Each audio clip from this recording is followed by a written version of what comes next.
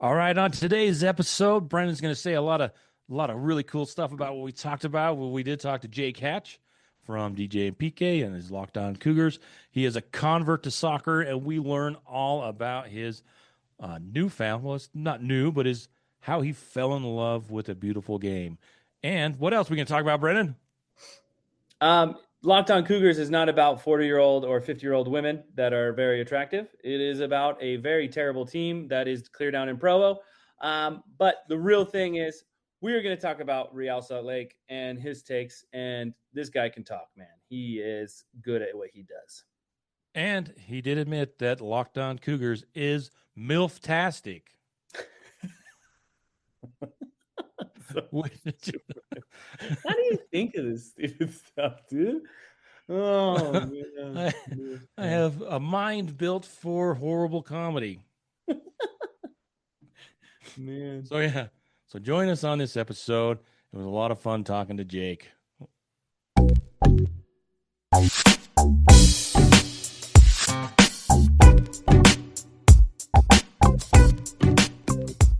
All right, it's another episode of the RSL Random Fan Podcast. I'm a host, Brandt Goebel, joined by Brennan. We have a very special guest, Jake Hatch. He's the guy that you get up and listen to for DJ and PK in the morning. We know you don't listen to nobody wants to listen to PK. We want to hear from Yak, as I think that's your nickname, right? Yes, it is.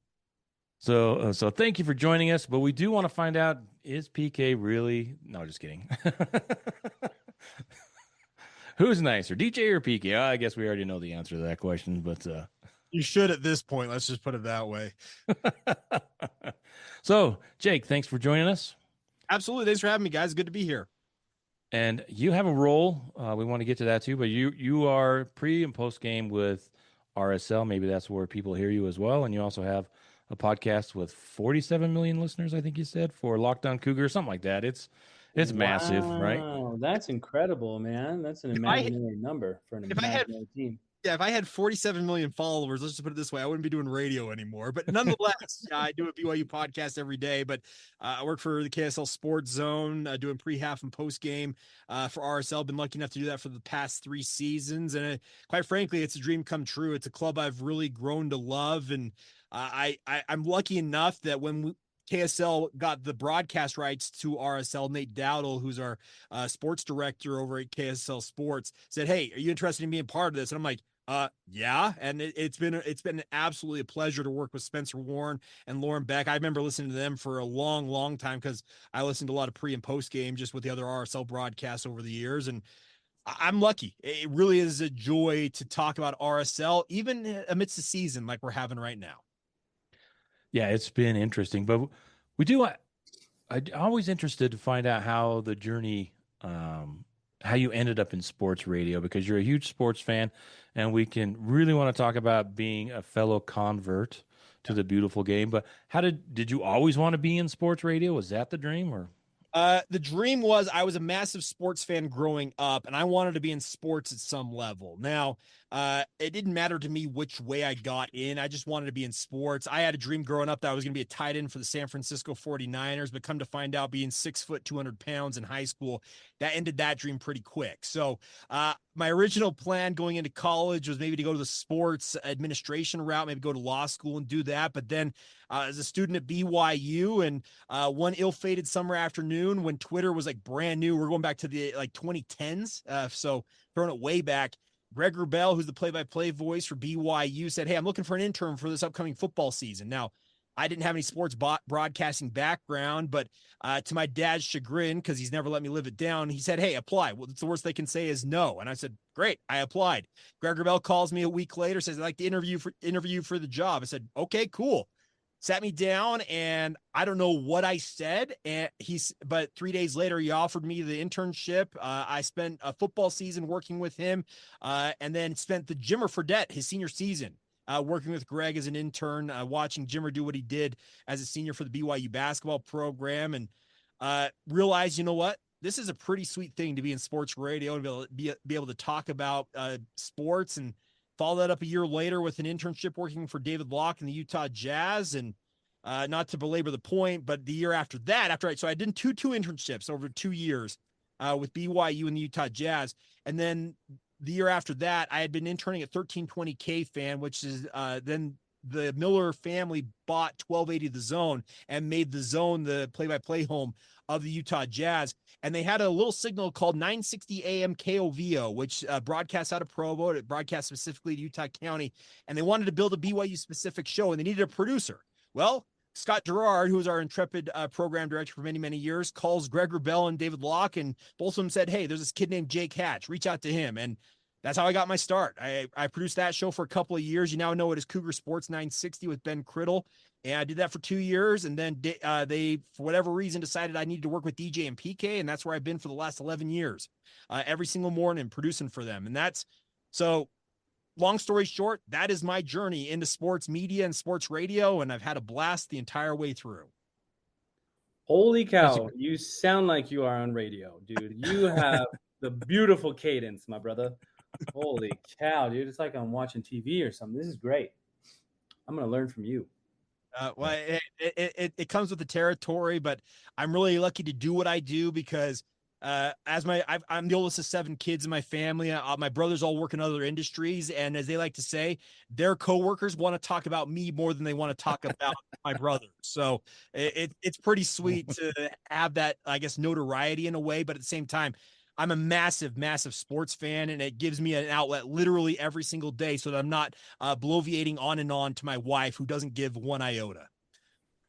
Yeah, but here's the big question. Do the ladies love Jake Hatch? We've heard about the guys. The guys love Jake Hatch, but no, just kidding. I was lucky enough to find at least one who could tolerate me. We've been married for 10 years. Luckily enough, we got 3 kids, so it's worked out. No, good. Congratulations. And I feel for you too. I had dreams as well. I wanted to be Adrian Dantley, but there are no 5'11", 5'9", 5'10". Well, I'm getting shorter now. Power forwards in the NBA, sadly, but it is what it is. Strong elbows, man. Yeah, it's some serious. Yeah, you gotta have those. I can church ball with the best of them. So, So, you mentioned that you were a convert to soccer. We had a little conversation. We kind of hit it off because I too am a soccer convert. How did that come about? Okay, this is gonna be funny. I'm gonna take you back to the 2008 Champions League final. I had just gotten home from an LDS mission for the Church of Jesus Christ of Latter-day Saints in Taiwan. So not a soccer country, because Taiwan is baseball first and foremost. They're all about the hardball. But I was sitting at home, and so this time, it would be what now, almost 20 some odd years ago. And the Champions League final had come on. It was a Saturday afternoon. I remember it just like we just had this past weekend. And I tuned in, and I'm like, you know what? This is pretty cool stuff. And I remembered when RSL launched in 2004. I was a junior in high school at that point. I remember all the hoopla about it. And I thought, okay, it's pretty cool to have professional soccer here in Utah. But at that point, I was the hard-headed American football player in high school. And I played golf and basketball. And I'm like, whatever. That's that sport over there. And I watched that Champions League final and saw how fluid it was, because as we all know, the Champions League is the best soccer in the world outside of maybe international national team stuff. And I was like, you know what, this is pretty cool. And then I started looking more into RSL. I had a boss for the job I worked at the time who was a big RSL fan. He'd hook me up with tickets every so often.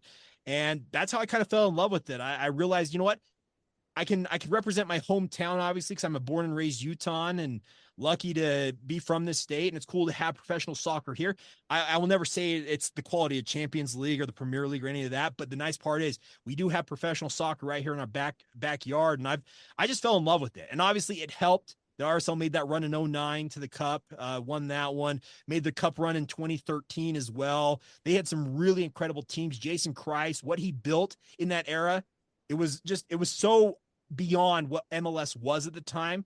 It was hard not to fall in love with it. And simply put, I just started watching and realized, you know what, this is pretty cool stuff. And that's what latched me. Well, I have a question. I was looking at your mic and it says Locked On Cougars. Now, is that women that we're talking about? Like we're searching for like the best looking Cougars in the state. What's Locked On? You'd be surprised that I get that question more often than you think. So Locked On Cougars, it's actually a BYU daily podcast. Now, we originally named it Locked On BYU, but Brigham Young University is pretty, protective of their IP. And said, "Hey, we're gonna ask that you change that before we actually send you a formal cease and desist letter." So we rebranded as Locked On Cougars. I've been the host of it. It's a daily BYU centric podcast for almost 7 years now, and it's an outlet for me to talk about another love of mine. Speaking of BYU, but the fun part is we've built out a network here where we've got Big 12 shows across the board. So I'm talking all the time about Big 12 topics now with Utah and BYU in the same league again. It's pretty fun. So yeah. So, but that question, Locked On Cougars, like, hey, are we talking? No, I get that question often enough. So don't be surprised, Brennan. So you're saying it is MILF-tastic, though. Yeah. There we go. Yes. Well, I should use it as a tagline right there. MILF-tastic. That'd be fun. That's all yours. It's all yours, Jake. So my other question that flew out of my aging, decrepit old mind was, what about other soccer fandom, other teams? Because that's what I love about soccer is that you can have multiple teams, which is kind of frowned on. I mean, I guess you could have an American League and a National League team, but nobody has an AFC or an NFC team in the NFL or multiple NBA teams. But in soccer, you can have almost as many as you want because the leagues are across the world. Yeah, so I had a roommate in college who was a big Arsenal fan, and he tried to convince me to support the Gunners. And I started watching the Premier League with him, and there was this team in blue that was a pretty ardent rival of Tottenham, that was in the Tottenham Hotspur that I would watch play out. And Gareth Bale was like this one-man wrecking crew during that era. And I would watch Gareth Bale play, and I'm like, you know what? I like that team a whole lot more than I like the Gunners. So I latched on with Tottenham, and I have been an idiot to have supported that team as long as I have. But they did win silverware this year, everybody. 17 years without anything significant, and Ange delivered on the possibly very last opportunity he had to save his job. Now, it may not save his job in the end. So I'm a big Tottenham fan. I'm all about the Spurs, but then I'm also from German heritage, and I've watched a fair amount of the Bundesliga, and I've kind of latched on with Borussia Dortmund over there in Germany. Those are my two other, I guess, soccer clubs you could say I'm supporting. That's unfortunate, man. I mean, I had a lot of respect for you leading into this. So, I mean, I'm sorry. So other than, being a fan of an incredibly terrible team in the Premier League, what do you feel is the biggest difference in the MLS side versus something you see over the seas? Like what do you think is captivating about overseas? Well, the one thing is there's just a fluidity. And now here's the thing about European soccer. They're the biggest, the brightest, the fastest, the most technically skilled athletes in soccer worldwide. That's they have the money, so they can bring those athletes in. The one thing I will always love about MLS is they have got guys who are grinders, guys who are they're playing for the love of the game, because there's a lot of guys in this league to this day that are not going to be super rich from soccer. They will have to go find another job whenever their days of playing footy is over. And I can respect that fact that it's a league that, yeah, there's going to be the Messis who will come overseas. Olivier Giroud playing for LAFC. They will come overseas once their time in Europe they feel like is done and they want to do another thing and play in the United States. But for every one of those guys, I look at it, for example, Diego Luna, that kid, he is absolutely phenomenal. And he is really, remember, he was in the San Jose Earthquakes Academy, and they pretty much dumped him, said, yeah, you don't fit what we're looking for. You're not tall enough. You kind of built like a box. And there was a perception out there, if you listen to him, that people thought he was out of shape just because of the way his body is shaped. Well, the thing about it is, what has he become? He's become the talisman that RSL has relied upon this season. And quite frankly, I don't know if they're going to sell him this summer or not, but I would hope they don't. And he gets to continue to play a starring role, because all it's led to is him being one of the premier U.S. men's national team darlings under Poach. And I hope that he continues to do that. And I know that he has aspirations of playing overseas, but he's still only 21 years old, everybody. Like, he is still so young that he's got a long time to go over and play in Europe. I think his best bet from my vantage point to play in the World Cup is to stay here in Salt Lake for another year through the 2026 World Cup, play a big outsized role for RSL, and continue to show Mauricio Pochettino and the U.S. men's national team that he is a really, really good player, and he deserves to be called up for the World Cup, even though he plays in Major League Soccer.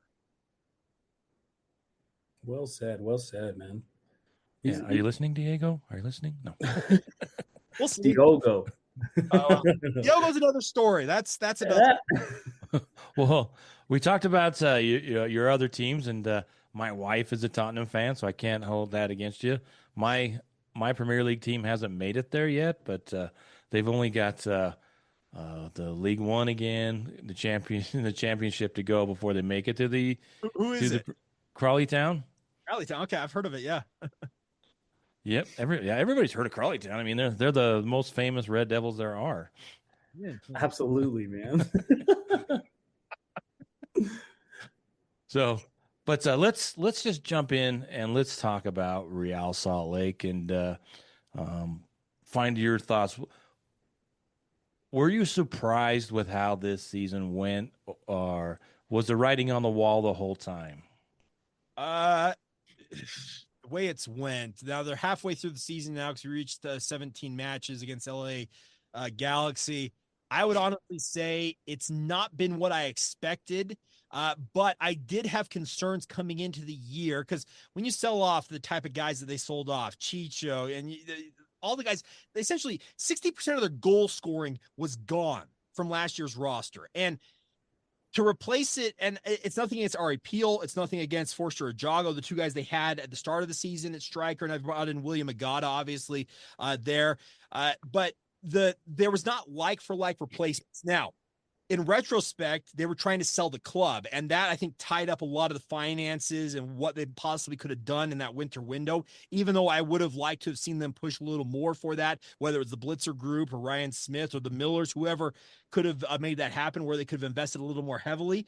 But the season to this point is their record says that they are a below playoff line team, and that's very clear because they're below the playoff line. But the other thing I look at is they have been in a lot of these matches of late. Now, the LA Galaxy one aside, because that was a debacle.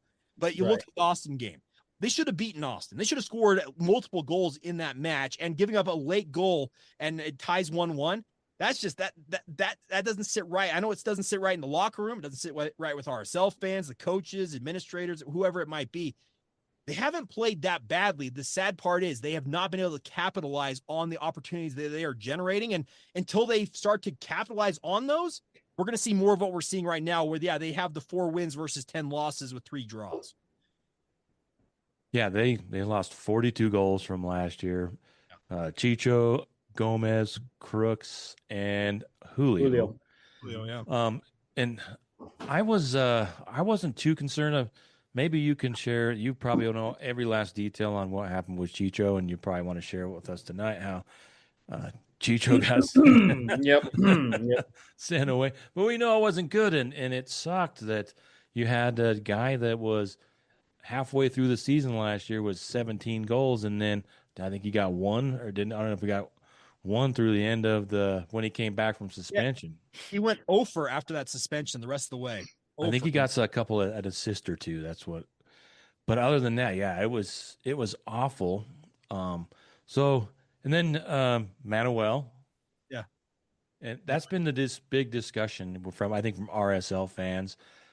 Is it the front office? Is it who is going to get the blame? And is there any blame to throw around? How does this all break down? What are your thoughts? To me, I have a hard time blaming the coaching staff first because Pablo's been doing what he can with what he's been given. So the whole hashtag Pablo out stuff, don't start with that with me. I think Pablo is a very, very capable manager. He's doing the best with what he's got. Because like I said, they have generated looks. Look, for example, look at Xavier Gozo. 3 minutes in against LA Galaxy. He buries that goal. Completely different look of that match, in my opinion. Got to bury those chances. And you could go back to the last 10 matches, the 10 losses, I would say, for RSL, and find moments in every one of those matches, by and large, that RSL would have liked to have buried. And Pablo says it often, goals change games.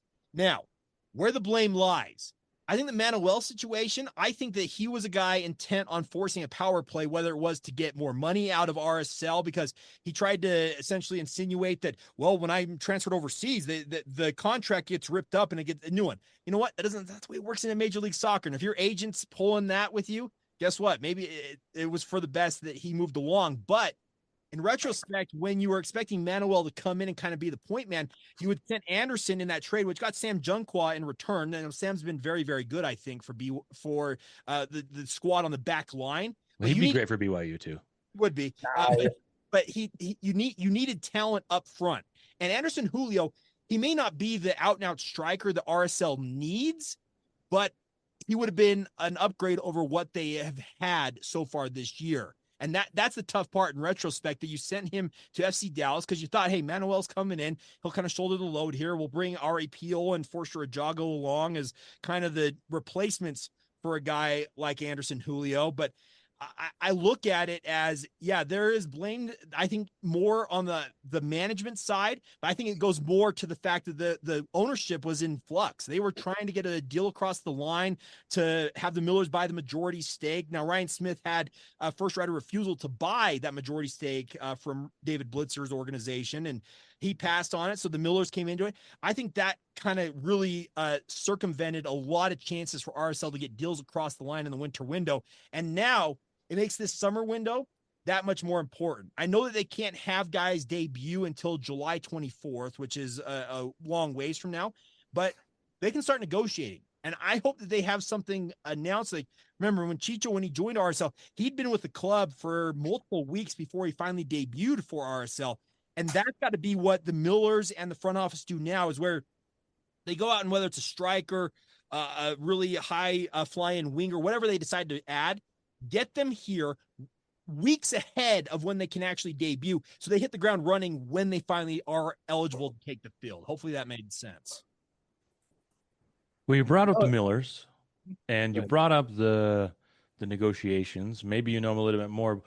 From what I'm hearing, maybe the negotiations were a lot longer and more extended, and had a larger impact than maybe fans that aren't in the know as much as you, or at least around people that are in the know as you. So is that kind of what happens? Like, there's just too much going on to make a big decision?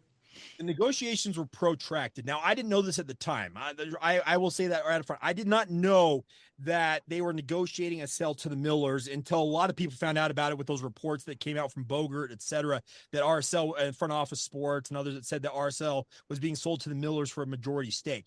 But the more I've learned about it in retrospect, yeah, it was a protracted negotiation. Whether that was on purpose, I don't know, but it took months to get the deal across the line. And that, I think the fact that it took as long as it did really slowed down what the front office was trying to do in terms of trying to get guys in that winter window to come in and bolster this lineup. I'm sure they took name after name to, at the time, it was the Blitzer group who had the majority stake, and said, hey, we're looking at X, Y, and Z players. And this is just me hypothetical, but, and then Blitzer group said, maybe Z of those three, even though they're saying, hey, we need all three of these guys. I can just kind of see that playing out because, once again, they're in negotiations to sell the club, and they may not be as fully intent on investing big money before a big sell of a franchise. So it's unfortunate, but the more I've learned about it in retrospect is it was a protracted negotiation that took months. And I think that really slowed down a lot of player acquisition and the like.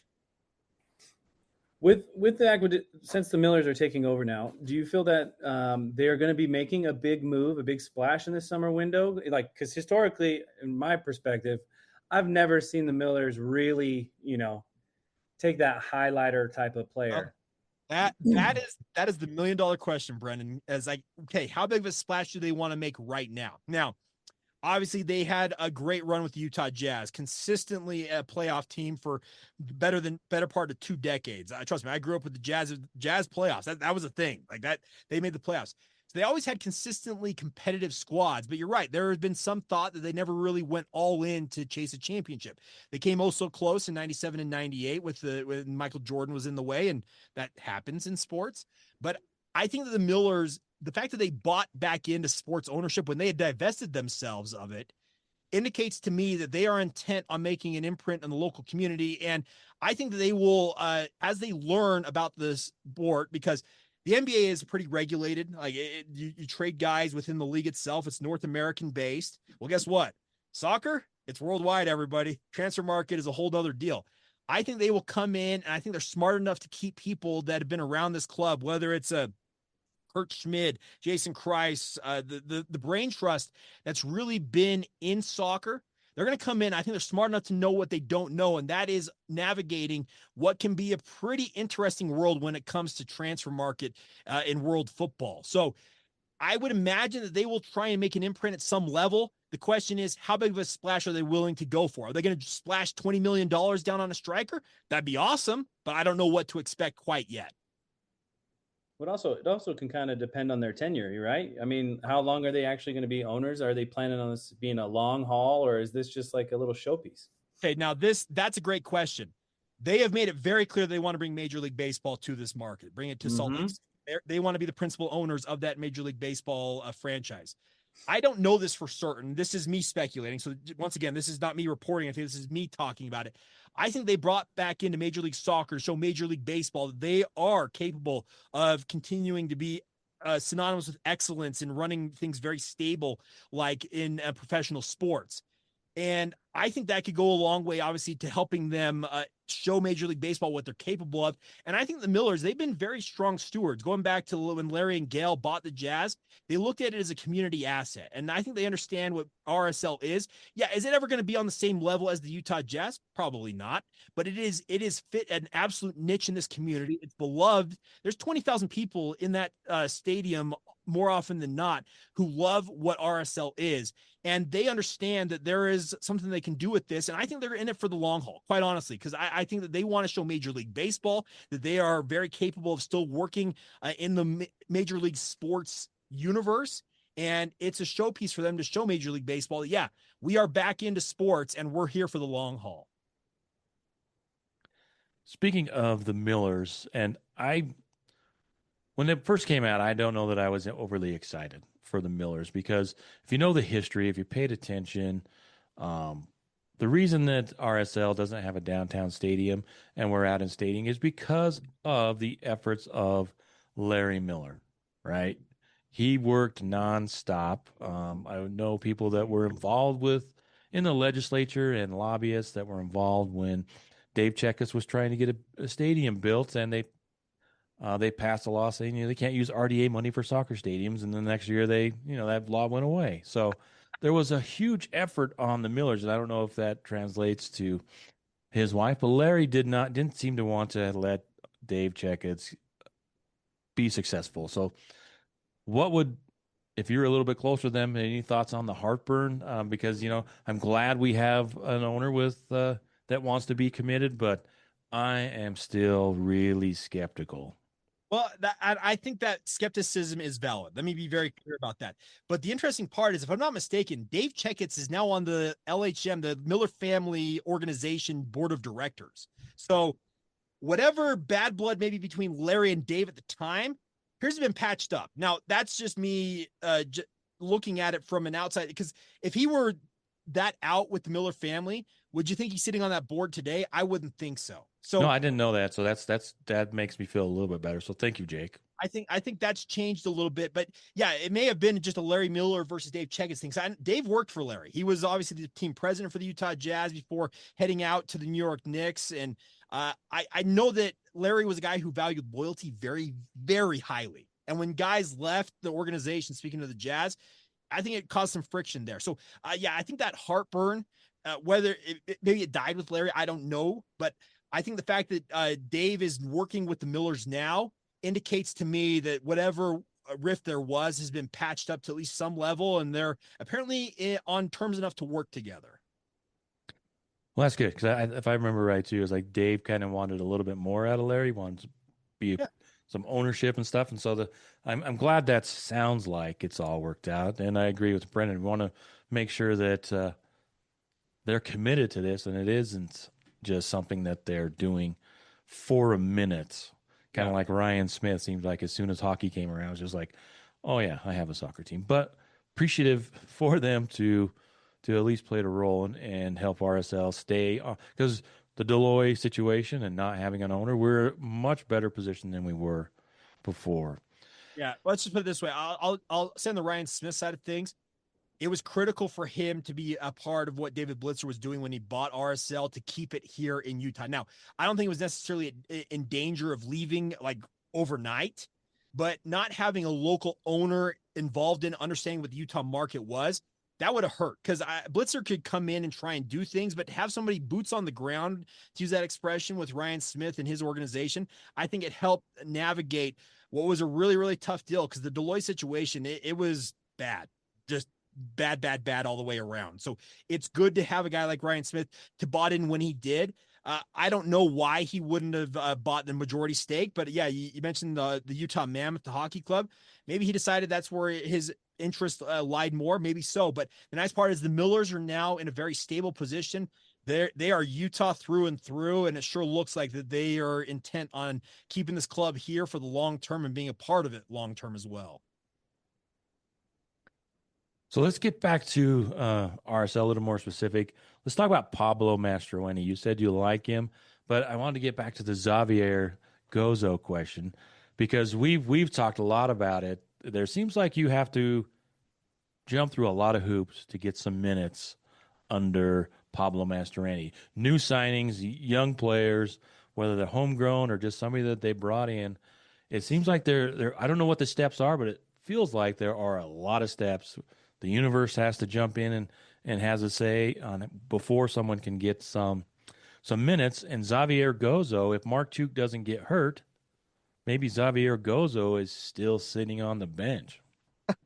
That's very well could be the case. I think the one thing that Pablo likes is guys who are willing to work because he was a true number 6. He was a grinder when he was out there playing with the U.S. men's national team in the Rapids, and he was the least favorite player of many RSL fans in those early days, and for good reason because he was the Kyle Beckerman for the Rapids, and he did the dirty work, and I think he appreciates that Xavier he's willing to put in that work because you watch him. Gozo, he will drop back 80 yards to defend when he doesn't have to. He's playing that number 10 spot and he's dropping back looking to help out on defense. His work rate is incredible. I think those are all qualities that Pablo values very, very highly. And I think he sees something in what Gozo offers as a young player that he's like, you know what? This kid deserves it. And the nice part is, all Gozo has done is really show that he is worth every bit of investment they have put into him in terms of minutes, the training and everything. And it's awesome to see because he barely graduated high school. I interviewed him the week he graduated from high school. How does it feel? He's like, it's pretty cool to finally be done with high school, but he's already playing top shelf soccer as an 18-year-old. His future is extremely bright, and the best part is he is a true homegrown. Eagle Mountain, Utah. So where I'm based in Saratoga Springs. I had a conversation with him. His house, if I hit all the lights right, I'm in his house in 5 minutes. He is a Utah kid through and through, has come up through the academy, and he's made good on the bet on himself, and it's an incredible story. Yeah, he is really, really impressive. So one last question about Pablo before we move on. But do you feel like he has the tactical acumen to really he's great when it comes to motivation, it seems like, rah. But the one knock that people say looking from the outside in, maybe it's not true, but is he able to tactically move the team forward, especially when they only have 4 wins this year? Well, that is a great question. Now, I will not say that I am a soccer tactics genius. In fact, I am quite far from it, but I understand the criticism there, but I think Pablo's got a really good sense for what he envisions for a soccer team he thinks will have success in Major League Soccer because he's a guy who played here. He's played in World Cups. He understands the different levels of soccer that are out there. And I think he's smart enough to adapt his lineups to put players in positions to succeed. Quite honestly, a lot of people have said that Diego Luna needs to play the number 10 spot for RSL. The more I watch him at the number 10 versus playing on the left wing, he's much more effective coming in off that left wing. And I think that was a tactical adjustment that he, speaking of Pablo and his staff made, is saying, yeah, he is a very valuable player playing that number 10 spot as a playmaker, but he is that much more dangerous on the left wing. So we're going to leave him out there and let him do his thing. And whether it's Diogo or Gozo playing that number 10 spot, you deal with it because the playmaking and the overall attacking prowess that comes with a guy like Diego on the wing, I think it screams to what Pablo is trying to build here. Now, does he need to get more from his double pivots in the midfield? Yes. Does he need to get more from the back line? Absolutely. But I think that he has proven that he deserves the benefit of the doubt, at least from my perspective. I would tend to agree. I've been not, I don't know, overly critical, but just had that thought about, where can Pablo take this team? And I think I've been more impressed this year than any other year that Pablo has been around. Watching him kind of keep this team together because looking at the roster, we talked about the fact that we don't have a striker to speak of. Stop And saying that. Stop saying that. We have good strikers. We do. But do we have good? Yeah, we have strikers in the same way that we have a quality right back. no, oh, man, I fully disagree with All right, you. let's hear it. Let's hear it. Well, no, so he brought up a really good thing talking about the double pivots. He's wanting more out of the double pivots. He wants a little bit more out of the back line. And what I feel like it is a tactical thing that is lacking. I don't think it's the work rate, because we're seeing this year they have far more running this year than any year but prior. Like, every single position is going above and beyond what the standard position requires. I mean, Gozo running 80 yards. I mean, that's not even anywhere else in this league. Um, but those double pivots are really, really good. I mean, you got a Nelly who's incredibly defensive, and now he's starting to move up the middle of the field. You have Ojeda, who is kind of dances on the ball. The two things that they lack, though, is that finishing ability. They can't shoot from outside the box, which Pablo Ruiz kind of had before he got hurt, which was exciting. But it's going to take time before he gets his feet under him. But I feel like there is a lack of attacking tactics, because Pablo Mastroeni is a defensive guy. Like, his natural ability is all defense, and everything else, the attack it's not bad, but it is missing that decisive, like, this is my shot, this is what we expect. Because when you have tactic, like, you're sound tactically, there are 3 or 4 different things that you can do in any one situation, and you're about it. You know what I mean? You have it. Yeah. Well, to your point, Brennan, think of the RSL coaches in their history. Jeff Cassar, a goalkeeper. Mike Pecky, a defender. Pablo Mastroeni, central defense, a 6. Look at Jason Kreis, out and out striker.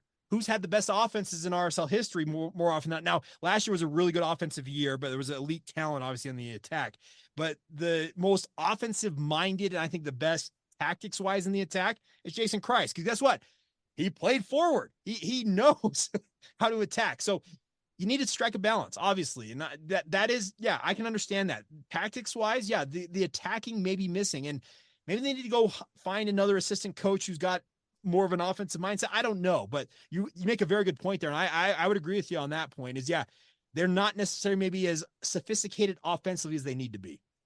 Yeah, it's tough, man. It's really hard, because if you look at Chicho last year, he was actually working far harder than he is right now on San Jose.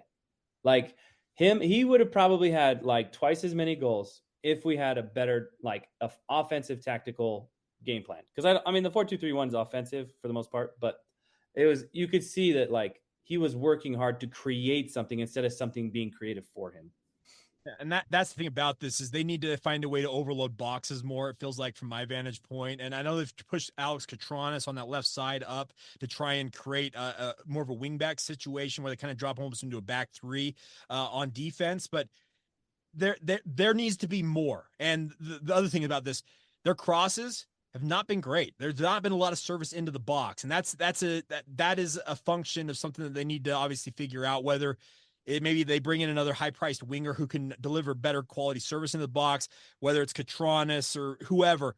There needs to be more overload of the box, because look at that Austin game, for example. Austin had RSL under it for the last 15, 20 minutes, and all I did was keep overloading that box, and it finally broke through. How often have we seen that from RSL this year? Not very often. Hardly ever get No. numbers up. It's crazy. Yeah, we haven't seen that at all. So, thoughts on the rest of the roster? Watching, it's easy to point out who is kind of carrying the team, and there are 2 players. You've got Diego Luna, who is carrying the load when it comes to scoring. He's already got 8 goals. He had 8 goals last season. And I don't think anybody else has more than 2, maybe not yet. And then Rafa Cabral has just been standout. I mean, I don't know how worse they could be. They could have 2 wins instead of 4 wins, but I don't think they would have been as close to maybe having an opportunity to win games if it wasn't for Rafa Cabral. And he looks like he could be one of. he's already one of the two best goalkeepers that RSL's ever had. Which you've got Nick Raimondo and then not a lot else, but Yeah. he truly is special. Well, that's the thing about that is RSL fans, if you've been around for any significant period of time, synonymous with elite goalkeeping, and that's obviously goes to Nicky. And Raimondo was a legend. Good reason why he's in the U.S. Soccer Hall of Fame now, because he deserves every bit of it. And I still believe to this day the fact that he never won Goalkeeper of the Year is an injustice that needs to be rectified by naming it the Nick Raimondo Goalkeeper of the Year. But story for another day. But the Absolutely, Rafa Cabral, what a find. And trust me, I was out on him. I was like, you're bringing in a guy who's 35, he played for Napoli, he's played obviously in Brazil, but I'm like, he's 35, he's washed up. What's he really going to be? Well, all he's been has been the second coming of the Wall of the Wasatch. And it's been incredible to watch him do what he's done, because he's been put in some very, very vulnerable positions by RSL's back line and those double pivots in central defense. And all he's done is respond more often than not. Yeah, he's let his fair share of goals through, but guess what? He has saved a whole lot more than what I thought he was capable of. And as you mentioned, they can find themselves with 1-2 wins if he hasn't had some of the heroics he's had. and it says a lot that when Nelly is out, where does the armband go? It goes to Cabral, which I don't know if that's an indictment of the rest of the team, that we don't have veterans on there that are an obvious choice to wear the captain's armband. Vlad's worn it obviously when Emeka's been unavailable, but obviously we had Justin get a concussion against Austin that knocked him out. I very easily could have seen Justin wearing that armband against the Galaxy had he been available. But I think Rafa, he's been a leader in that locker room since he arrived. He's a veteran voice. He's no nonsense. You can tell that. He is a guy he knows what he's at RSL to do, and that is to be the best goalkeeper he can be. He understands he's got a kind of new lease on life and playing the sport that he absolutely loves, and he's taken advantage of it. He's the Iron Man. He's played every minute of every match so far. It's a credit to him and his work rate. So moving forward, we're halfway through the season. RSL is nowhere near where they were just 12 months ago. If you go and look, it is just astounding. A year ago at this time, RSL was in first place with a 3-point lead over LAFC, and they were 2 points off of the Supporter Shield race against Inter Miami.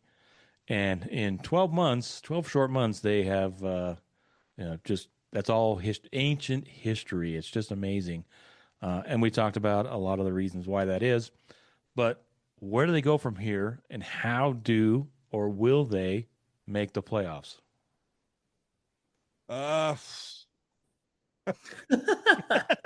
Be an expert for us, please. Can you just be? That's what we got you on here, Jake, to be the shaman.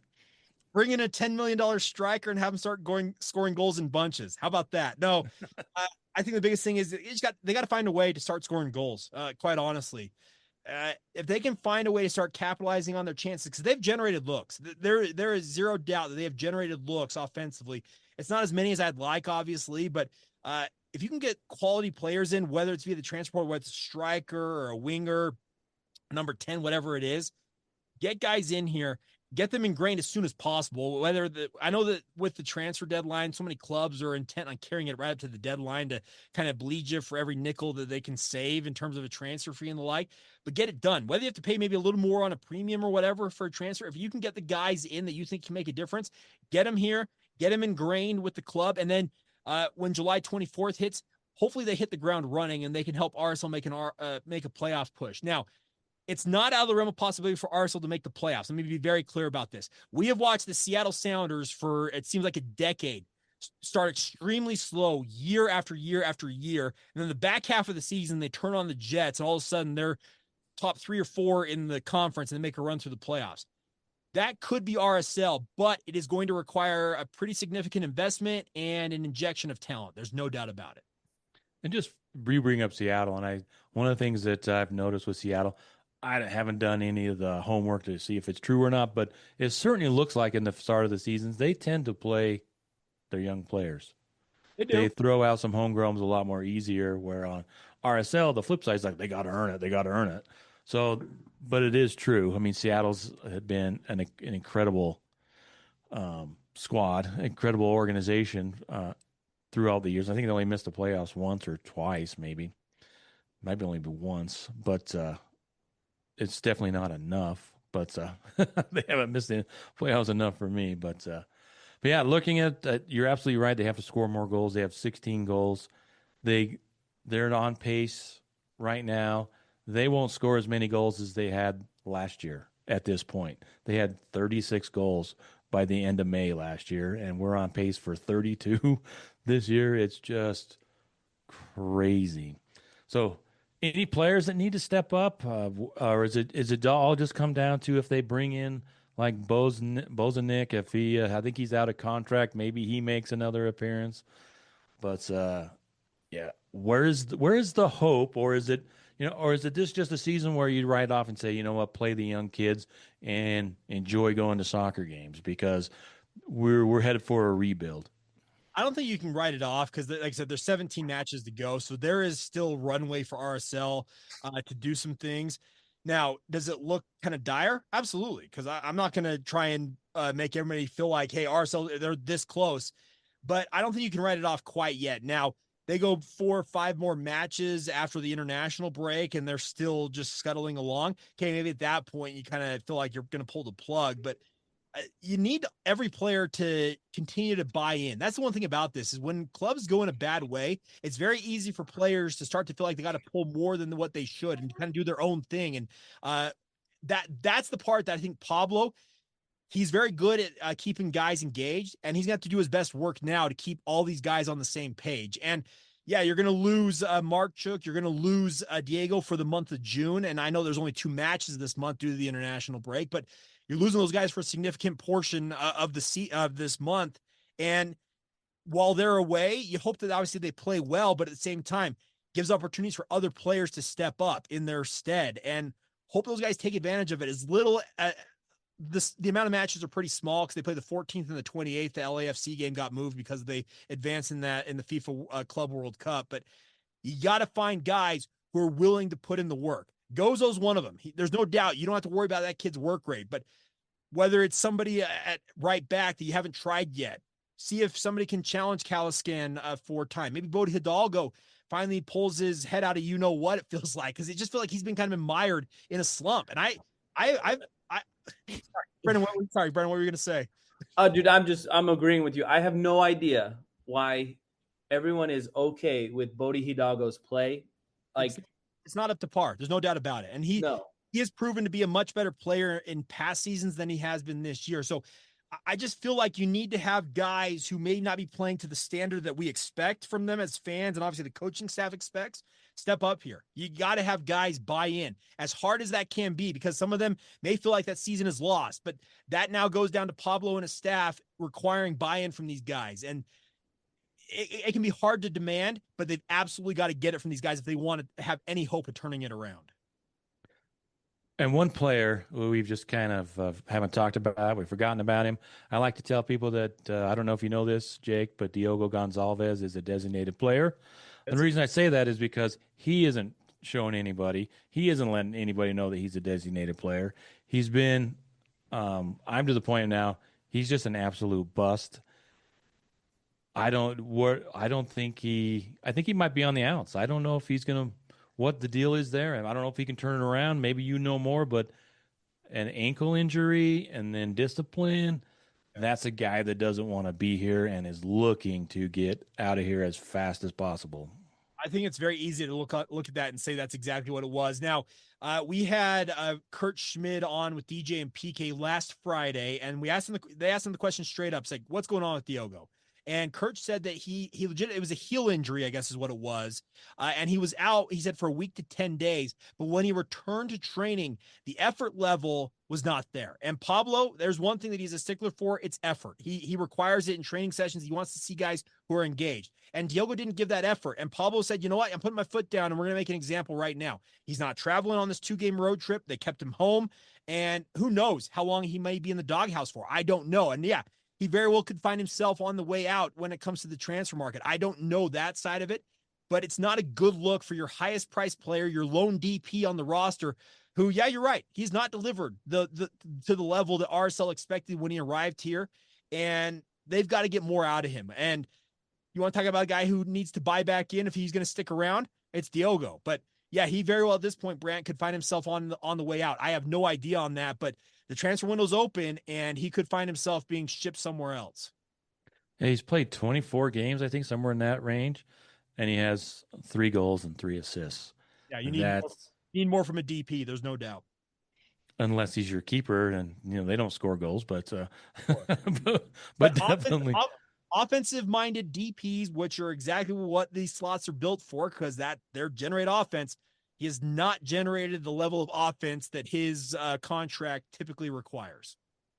And the funny thing about it is, if you watch him, he is talented. It's there, but we've talked to other folks, and it's like he just kind of is what he is. He's not a finisher. He looks good out there. He just isn't gonna finish, and he doesn't look like he's happy to be here, which is half of the battle anyway. I mean, Utah's a weird place for players.